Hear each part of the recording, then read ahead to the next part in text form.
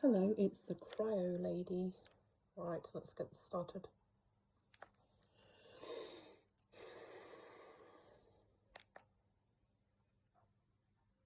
Get to the right one. Let the right one in. That was a vampire story.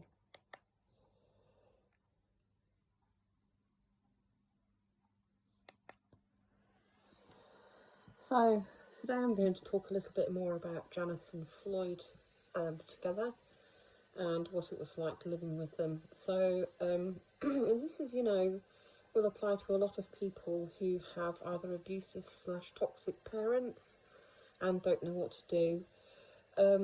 When you want to, I guess when you reach the point where you need to, I suppose, confront how it is that you feel about what is going on within your family, i.e. in my case, my parents, you have to take something into account, and that's who those people are.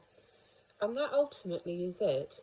Because here's the thing, my parents weren't the parents I'd hoped they would be, or I wanted them to be. And that probably sounds quite selfish. I guess it could sound selfish to some people. But here's the thing, Janice and Floyd, they are who they are, okay?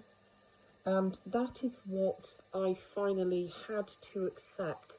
I had to accept that they would never be the kind, caring, loving parents that I'd always wanted. And I accepted that. I have accepted that. Now, I had two choices, and you will find that you may well just have two choices as well, which is you accept them for who they are, and then you have two choices that branch off from that. One is you accept them for who they are, and you carry on having them in your life, but they are going to hurt you. You have to expect that. And maybe in some ways forewarned is forearmed, because you could possibly tell yourself, well, I knew that was going to happen, Or the other route, which is the route that I took, was that I accepted them for who they are, but I decided that I didn't want them in my life. I no longer wanted them in my life, simply because I didn't want to continue with the emotional damage that they were doing to me. I also realised that a lot of the reasons as to why they were so vile towards me is because they actually enjoyed it. They enjoyed it. And when I say that I could contact with them in 2014, that was when I actually sent quite a long and detailed letter to them. And I said I never wanted to hear from them again, and then I told them why. Now, they might have just opened up the letter, read the first few lines, ripped it up and thrown it away. They might have read the letter and then started sort of berating me, if having a good go and whatnot. Which, they may well have done. They may well have showed it to family members. I don't know, and I don't care, because that really wasn't the point. The point for me was to, I guess, put down on paper and know that I'd sent it to them. The aftermath of that for me, and I said I never wanted to hear from them again, and I said that if I ever received anything through the post which I believed to be from them, then it would just get ripped up or burnt, thrown in the bin, whatever, because I've no interest in knowing any of their views on me, on anything else.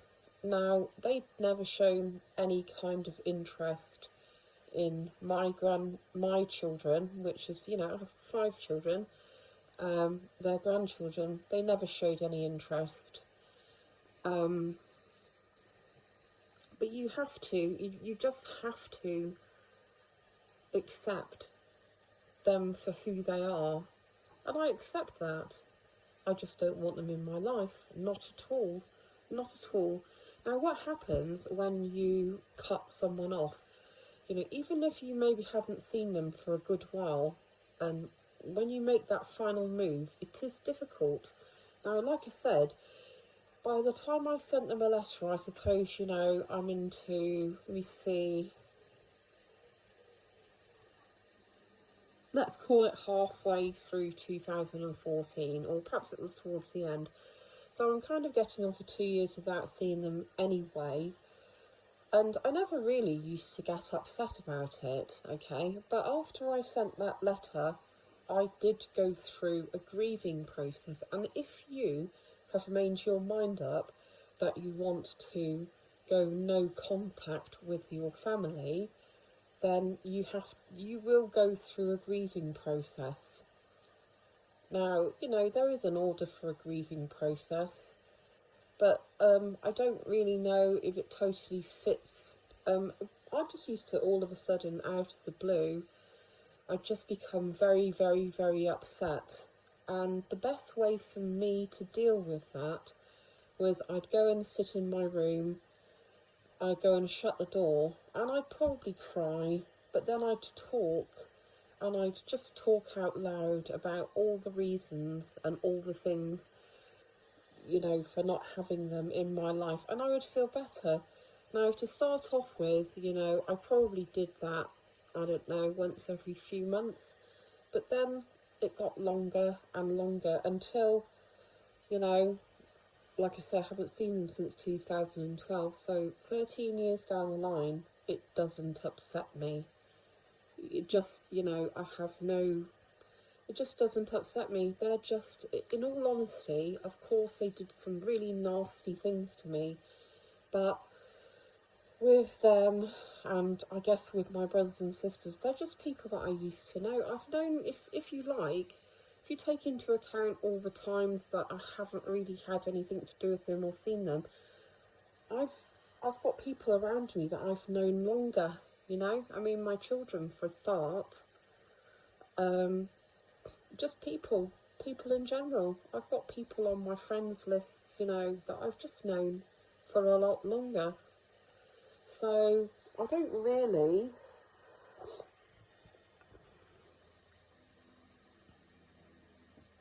no, I just don't,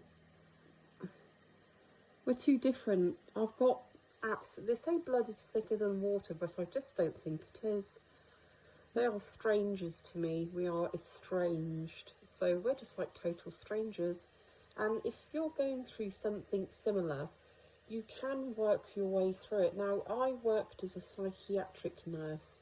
I worked with people. People were my bread and butter for 27 years. You know, I did that for a long time.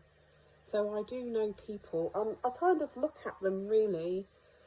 I guess I look at them now from an almost professional viewpoint and an analytical viewpoint. But, you know, if you want any help, just drop me a line. I can't really give advice as such, but I can steer you in the right direction.